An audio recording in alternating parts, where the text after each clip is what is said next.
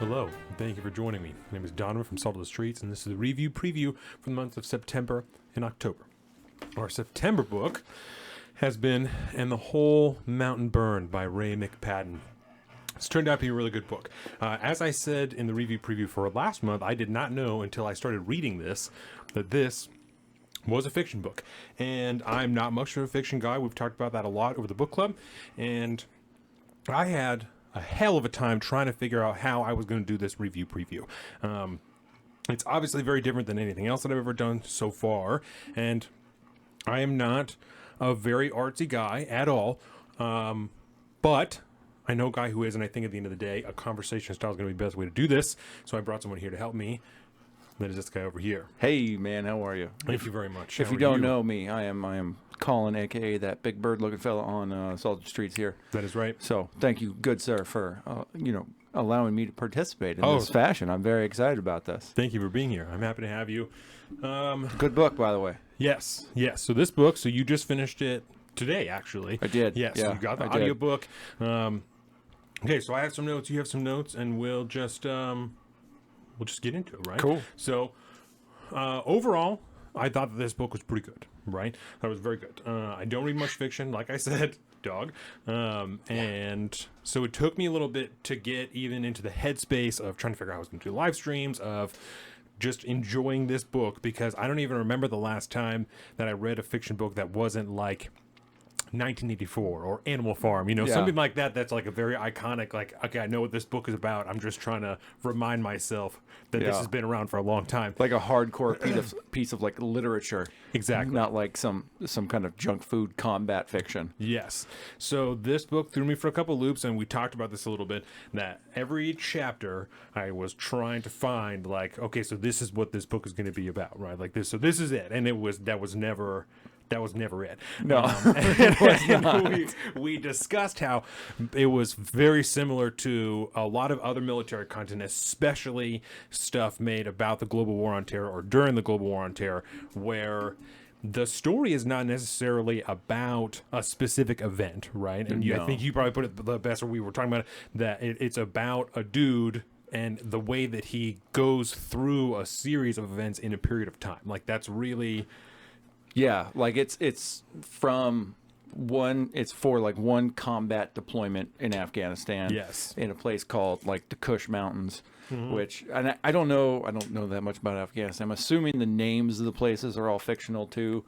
I don't know, except for the Kush Mountains. That kind of puts you right there in those crazy ass mountainous regions where, and like I told you this morning, it reminded me a lot of that movie with Orlando Bloom, The Outpost. Yes. Where it's like, it's not really about a thing. It's just about these guys going through this deployment. Yeah. And I think in retrospect, one of the dead giveaways to me was how they marked time. Day 1, day 2, day 6, day 142. And seasons. Yeah. Yeah. So that's kind of like, in retrospect, I'm like, well, the writing was on the wall the whole time. I just didn't realize it till then. Yeah. So it's almost just about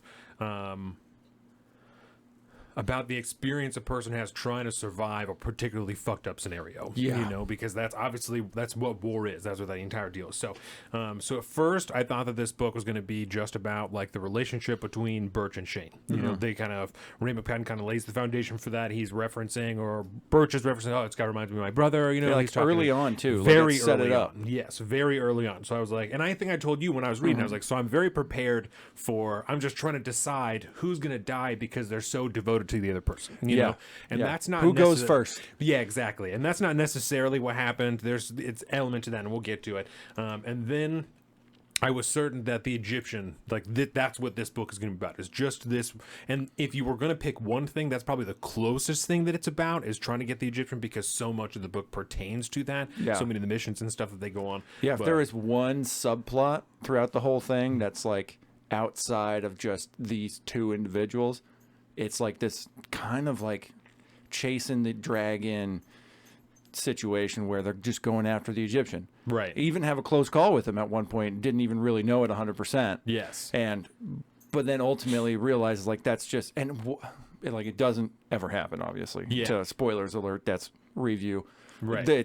They don't end up getting the Egyptian because that's not what the book's about. Yeah. But there was this.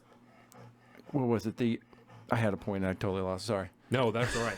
And you kind of can tell as the story goes on after, what is it called? Like the Lashkar falls through and they're not going to have that big holy war, you know? Yeah, They're it's kinda like a big like a Kurultai from the Yeah. Mongol days. All the tribes get together and they're like, all right, we're gonna do this big offensive on this one tribe, the people, because fuck them. Yeah.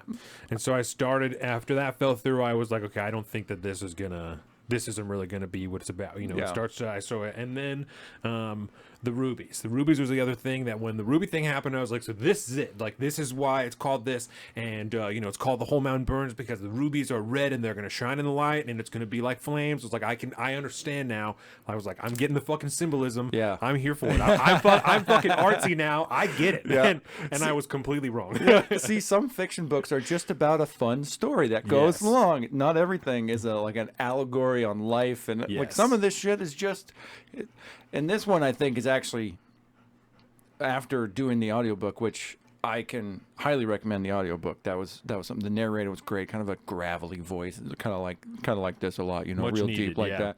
But it was very, very good. Ran through the whole thing, and I realized it was really just about like the psychological toll of point A to point B in one of Yes. these heavy combat deployments but like in a very, this was the point I was going to make earlier, actually. It felt very much like modern day combat, especially like in the Middle East and stuff like that, is very, very weird. It's very kind of, you know, because you're dealing with tribal leaders and different tribes and this and that and the other thing. And you're fighting against insurgent forces. And so it's not like fighting the Germans and shit. You Right. know, it's very different. And for a soldier like that, I can't, like, it's weird to kind of just be like surviving and Yeah. going after quote unquote the enemy whenever the enemy is identified. And I can't imagine what that does to people. It puts you, obviously, I would imagine it can put you in a very, very, very dark place, like Birch Right. in this situation, you know? I feel that, and I started to really feel that during the conversation between what's his name, Lumbara and Habibula, right? And Habibullah, as they yes. say in the audiobook. Yeah, and they were talking about, Lumbara's talking about the differences between him. That was his dad, and- right? No, Or was that his dad's friend? name was Zamarik. Yeah, Lumbara was one of the fighters that came through, and he was helping the injured fighter. And That's they right, rolled that's right. through Habibulah's village, Yeah. right? And so Habibullah tried to stay away from them, but they saw him, and then he ends up, you know, he's helping them, which also is something else that I wrote about. I don't know that I talked about in the book, but that cultural thing of helping people, even if you fucking hate them, is based as fuck. Yeah. That's super based, and I'm here for that. And we've seen that in examples with Marcus Luttrell and shit like that. You know, people Yeah. that get hemmed up over there, and even though people don't like them, the locals are like, well, you fucking are injured and you fell here, and we're gonna do what we got to do now. Yeah. So that's super based. And I think that was something that he did a good job. Ray McPatten did a good job in this. I think you could tell he has this kind of like fawning passion for that tribal culture over Yes. there. Particularly when he's talking about them. I think it's Tiger Camp or up in the Tiger Village or Yes. something like that. Like, you really get this perspective that like he's got a lot of respect for the way these people live, and Yeah. like this kind of strange-ish honor culture, if you will, and it leads him to like taking care of people that they don't fucking like, they don't want there, but you're hurt, we're gonna help you out. right. Yeah, and he did multiple tours, so I'm sure, and he was Army Ranger, so I'm sure that he had a good amount of time to get an understanding Yeah, and a I'm good, sure. comprehension of what that culture is like. And so I have just a little reading that goes to what you're talking about, and then to kind of highlight it. And because I talked about in the last live stream that after I read this, I started to, like, that line was blurred for me between the fighters. It's not so clear. And I was identifying as a militia member with these particular fighters in the Mujahideen that are like, well, I don't fight for the Taliban. I don't fight for fucking nobody but myself. I don't have the black flag. I don't have anything. Yeah. I'm here for my people. So I have a little bit of reading here. This is from page 124. I know what the American did here. They were looking for the soldier who fell in the river. Habibullah said, yes, they came in the night, as they do when they are angry. Lumbara said, indeed, we own the day. They lurk in the moonlight. and they find only shadows in the hills, so they come to sleeping villages to make war. Lumbara said, "Do not grieve, my boy. Zumarik died. Do not grieve, my boy. Zumarik died at the Americans' hands. He is a martyr, and so finds paradise, a fertile land of fragrant plants and ripe fruit, where rivers run high and fields blossom in golden splendor. Better still, Allah has given your father a beautiful face and many fine wives to keep. You should be so lucky." Habibullah said, "This I know." Lumbara said, "Zumarik was a good man, very brave. Before you were born, he killed many communists. He showed me how to pierce the soft stomach of their tanks. The dead tank by the Blue River is Zumarik's trophy from those times. He must have told you." Habibullah said, "No, I've heard whispers. Whispers he was the killer of tanks, but his stories were feuds against lowland tribes. He took me to fight them. He taught me to show no fear." Lumbara said, "Oh, 1,000 times brave acts against the lowland clans fall short of one brave act against the invaders. They bring metal falcons and soldiers who see in the dark." Lumbara shuffled his prayer beads once more. "What will you do now, my boy?" Habibullah said, "I'll go to the Blue River and ask my brother in Pakistan." Lumbara shook his head. He leaned into Habibullah's face and said, "You cannot go to the lowland tribes. They bicker among themselves and pant like dogs for American scraps. Send your boy and wife down, but not to the lowlanders. We have men in Assadabad who can take them to the Indus. It's safe there." Habibullah said, "This takes trust to send away one's family to men never seen. The Mujahideen made trouble for us before. The men from Balai came for my brother. He fled in the moonlight. Many winters have passed, still we have not heard from him." Lumbara said, "My boy, the Mujahideen from Balai swear allegiance to the Taliban. My gun bears my name, not the black flag. We are the people's Mujahideen. We fight a common enemy with them, nothing more." Habibullah answered, "A shepherd does not see the different shades among the fighters, not until this day." He sat in silence. The clicking prayer beads kept time. Habibullah rubbed his temples and thought on the fighter's offer. In the distance, he was a buzzing helicopter. So that in itself, right? Even just that little sentence of like, we are completely different people. Those people that you have experienced and the people that I am right now, even though we have the same title, we are completely different. And again, as a militia member, the way that people view or even think of the term militia is so vastly different than how you and I are, and us sitting here now, right? Yeah. This isn't a prop. This is my play carrier. This is what I have as a militia member. Yeah. It's the same deal. And I think that I said in the live stream, like, if liberty and freedom are the religion, then militias and mujahideen are the exact same thing. They are the exact same thing. You know, this breed of mujahideen that is talked about in this paragraph are the people's mujahideen that are only fighting invaders to keep that land pure, to keep the land the way they want it. That's the exact same thing, you know? Yeah, and I think the main thing that I pulled from that, because this is essentially when he first gets recruited to come out and start fighting against the Amaraki or whatever they call the American forces over there. And I kept thinking of like, it's not only possible, but it is so much simpler in a simple culture like that, where it's just, well, now I'm a fighter. Yeah. And now I'm going to fight for my village and my tribe and all that stuff. It gets exponentially more complicated in our contemporary Western world. We just got so many extra layers on that. It complicates it all to hell, and the next thing you know, the president's calling you a terrorist. Yeah, and that's we've talked many times before in the show of the odd perception that people have of firearms in general, tactical equipment, quote unquote, in general. You know, when you wear something like this, if in public, you're a threat. Yeah. Automatically, you're a threat because you have chosen to don something like this. If you choose to openly carry a firearm, you're a threat because you have a gun. Why else would you need a gun in modern America in 2022 if you weren't going to fucking hit somebody? You know, that's like this weird public perception, not all over the place, but with a lot of people. And it adds a layer of complexity, like you're talking about, of just identifying even that way as a militia. Yeah. Whereas in this tribal culture over there, it feels like more of that's like a rite of passage. He talks about when his father took him out to shoot his AK-47, right? And, you know, taught him how to shoot and stuff like that. And that acts as kind of your kind of coming of age ceremony. Now you're a man and you could fight against any invaders and things. And they talk about how they take the baby when they're first born, and someone fires an AK by its head, and another person says Allah Akbar to its other ear. Yeah, that's fucking hard. That's hardcore. That goes hard. Based, one might say. That goes hard. That goes hard as hell. Yeah. Like, my kid's gonna be such a savage, I'm gonna shoot a fucking AK off by its ear and say, Allah Akbar. Get the fuck after it. Word. That's savage. That would be like if you fired a Glock or an AR by your kid's ear and said, "Sic semper tyrannis." That's like the same shit. That's hard. I like it, dude. That's hard. I'm not gonna do it with my kids, but that's hard. Yeah, it's like knowing what we know now, like I would never expose young ears to that. Dude. I had like a massive ear infection problem for a long time when I was a kid because I went to a fucking parade and the fire truck sirens or whatever blew out one of my eardrums or some shit like that. I'm not shooting an AK off next to my kid, but hey, I get the concept and I'm down for it, conceptually. So the other kind of main element here that I drew from is mental health, right? Mental health is unquestionably a strong theme in the book. There are examples on all sides of the spectrum of how soldiers are dealing with it in the book, right? Oh, yeah.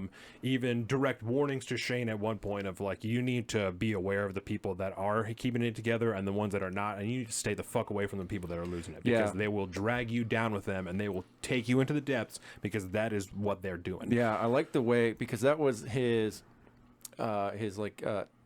master sergeant or something like that was talking to him. Ramirez, I think, is the character's name or something like that.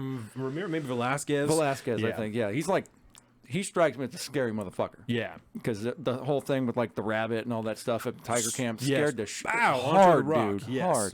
But yeah, the way he described that is like combat fatigue or something like that, where somebody can go into the black, they can go into the darkness.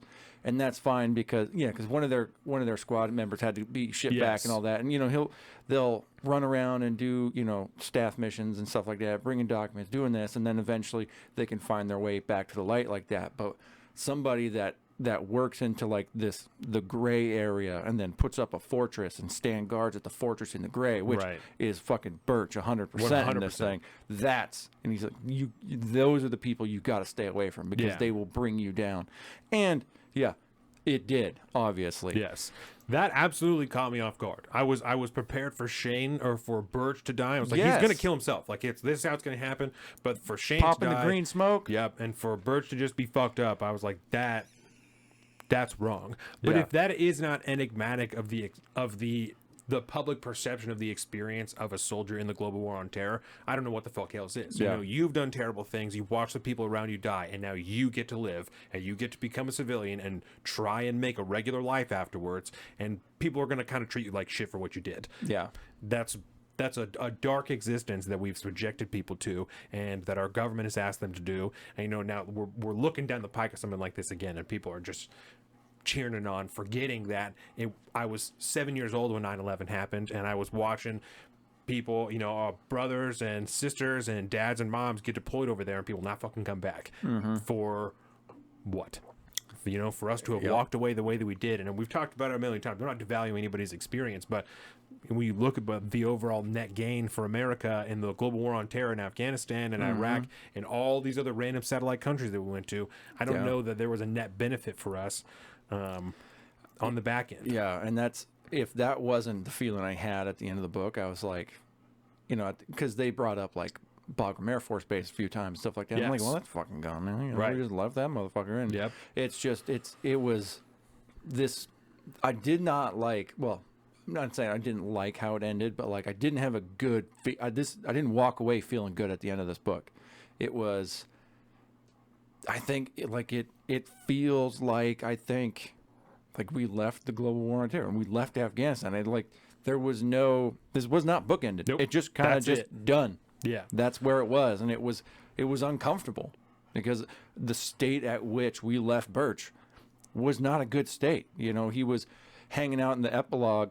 I think at the end, he's hanging out with the LT and stuff. Would come by and check in on him, and he's like, at one point, LT just goes, "Dude, I can't be around this anymore. You need to get over it and move the fuck on." And you just know for a fact that he's just going to continue throwing back bottles of Jack Daniels, and he's going to sit there at that lake and go fishing and just never get out of the war mentally. Like, it's sad, man. And I feel like that's such a fitting fate, not for Birch, but for America, for the American people that are conscious of the reality of that war and our existence in the Middle East for 20 years, right? Yeah. For the people that are conscious of that is our curse to bear, that we don't get a pretty resolution to that. People died. 13 people died in the closing of that because we fucked up, because our government, our country fucked up so bad that after 20 years, we couldn't even leave. We couldn't even leave effectively without people dying. Yeah. And this is what we get. It's like you said, no book ending. It's done. Yep. People are dead, and this is what you get when you fuck around in other people's country for no goddamn reason. Yep. And it's so, I've never really thought about it like that. So, but it's such a fitting ending for us as a country and what we have to live with for the people who didn't serve. That's what you get. This is what your government did. This is what you voted for Joe Biden to end it like this. Yeah. You know, and these people that went over there and did combat tours over and over again, you know, their experience wasn't that much different. No, it was good book, man, but rough. I'm not. Yeah. I don't usually get into like combat fiction, I think is what they call this type of thing. But to kind of talk to how he wrote it, it was very simple and straightforward and just kind of progressed smoothly through the storyline. There's kind of a bugaboo to kind of step away from the actual story and stuff like that, right? To actually talk about how it was written and stuff, particularly because this was, like I said, the first work of like real life fiction in the book club so far.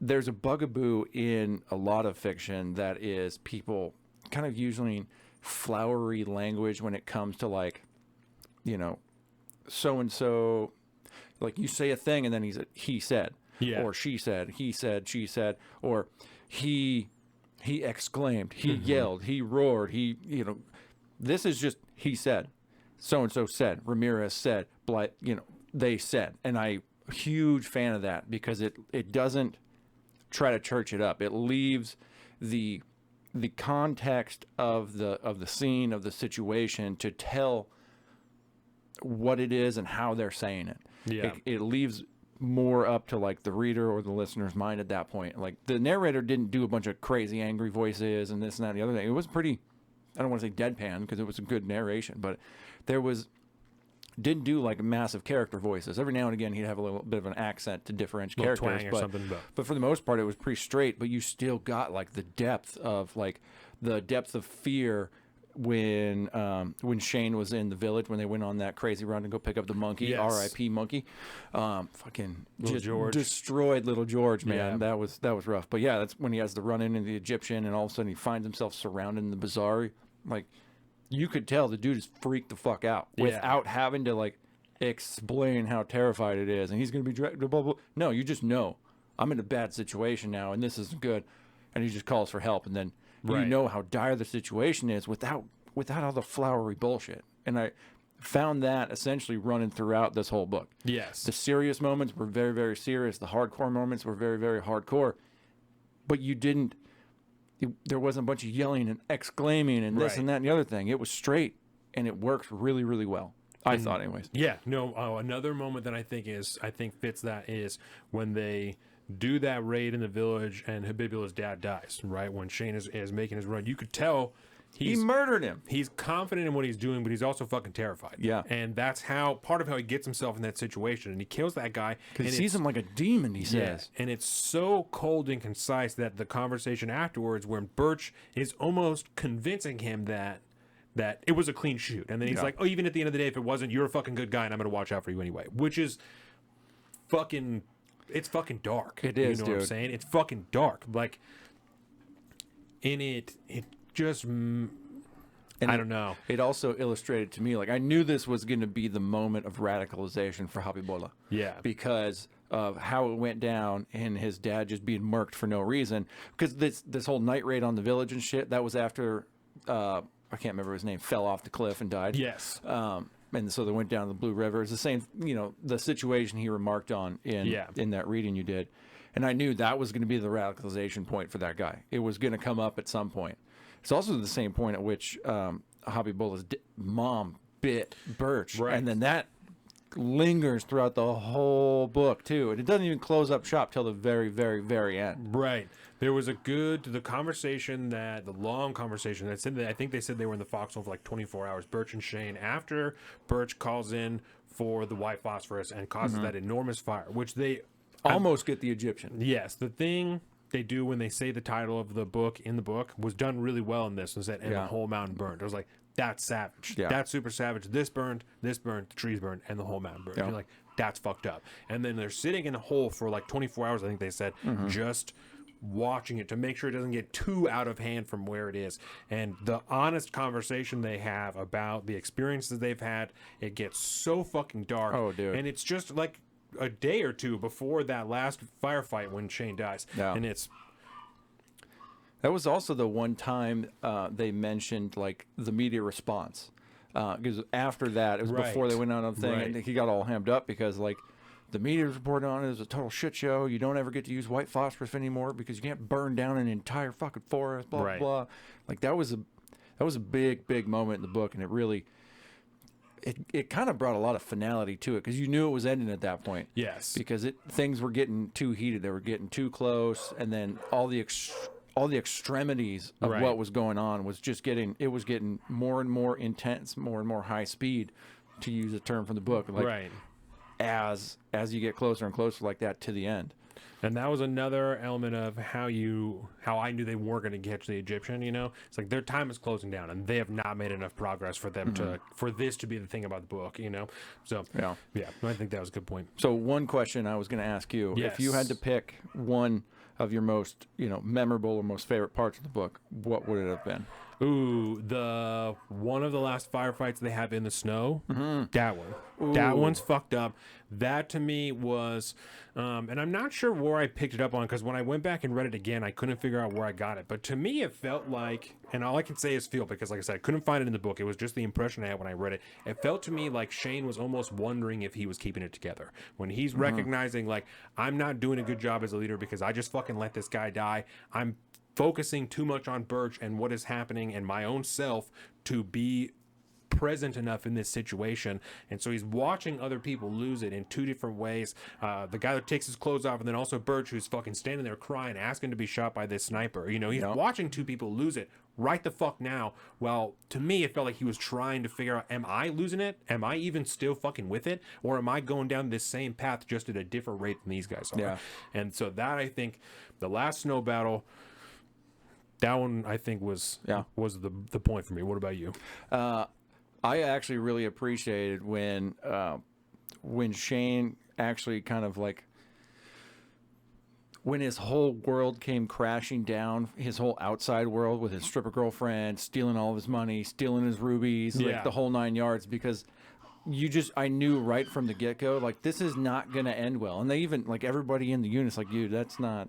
Right. It's going to end bad. Birch is telling you got to stop this. Yeah. And he just, no, I know better now. I got this, bro. And I'm like, maybe it's just because I related too well with that, even though not being in like a combat situation or anything like that, but like just with people that are away from home and have long distance relationships and all that, I like identify that right off the bat. And I was like, wait until this all comes to a head because it is going to at some point, 100%. And his whole life is going to be ruined.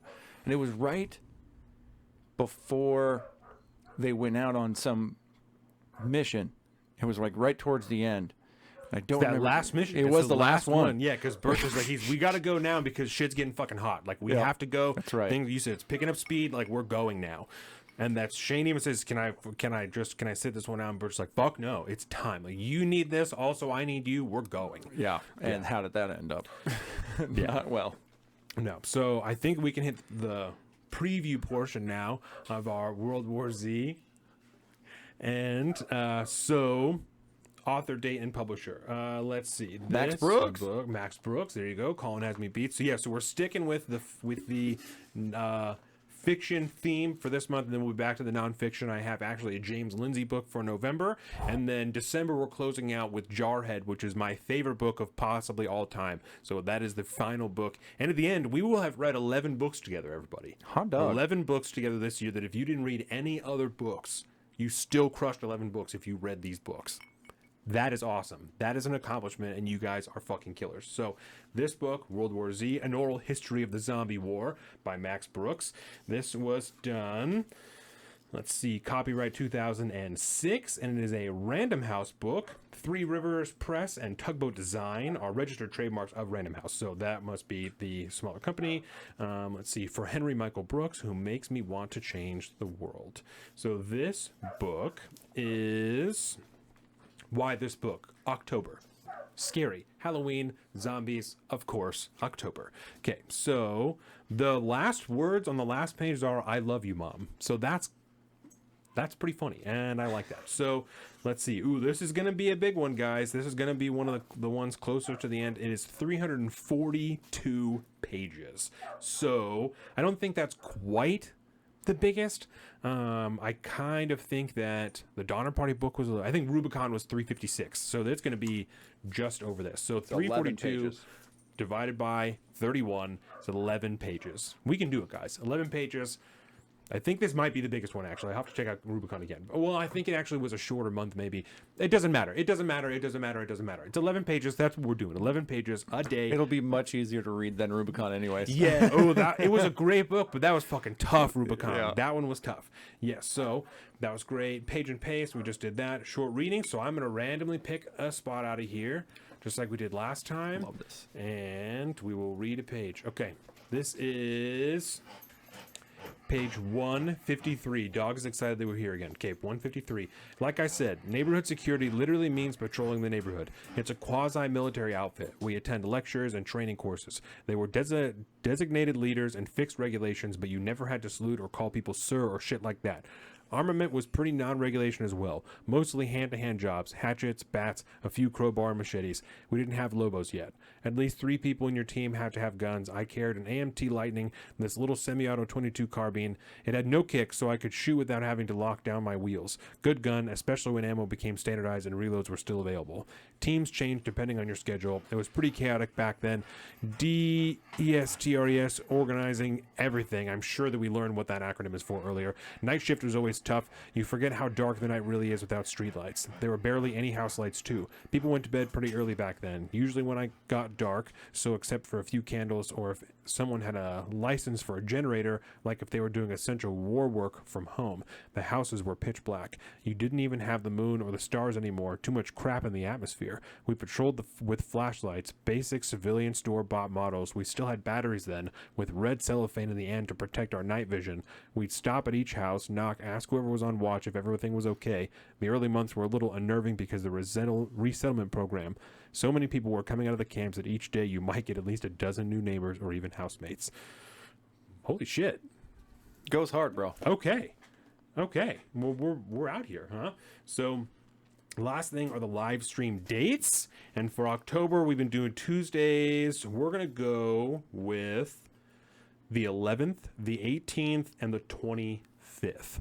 So we'll call it for the 25th now. We'll see where we're at as the month goes on. The first one will be the 4th. That's too early for the review preview. That would only be 44 pages. That's not quite enough, I don't think. So we'll see where we go. We'll talk about the 25th when we get along. But that's what we have so far. So with that, I want to thank everybody for joining us. This has been fascinating, fantastic. Thank you. Thank you Colin, for having helping me, man. This out has been here. great. Yeah, it's been wonderful. You're watching this, obviously, on our youtube.com/Salt of the Streets. We have also our Instagram at Salt of the Streets. We have the Patreon. Go to the Patreon, patreon.com/Salt of the Streets, and help us make more better content just like this. Sign up, subscribe. It's going to be fantastic. We also have saltofthestreets.com where you can find all this information. We also have our own personal social media. I'm at Salt of the Street on Twitter and at alpaca_Donovan on Instagram. Colin is at Big Bird Offie on both of those things. If you like this video, again, go to the YouTube, watch more of them, watch the clips, like them, subscribe, share them with your friends. That's the only way that this is going to get bigger and better and more fun next year. I'm going to have a whole new slate of books. It's going to be fantastic. We've got new patrons. It's awesome. You guys are helping us. You guys are making this happen. So go there, subscribe, and help us keep doing it. Thank you guys, everybody. Have a fantastic month. Welcome to the Salt of the Streets, coming at you every week with this food for thought.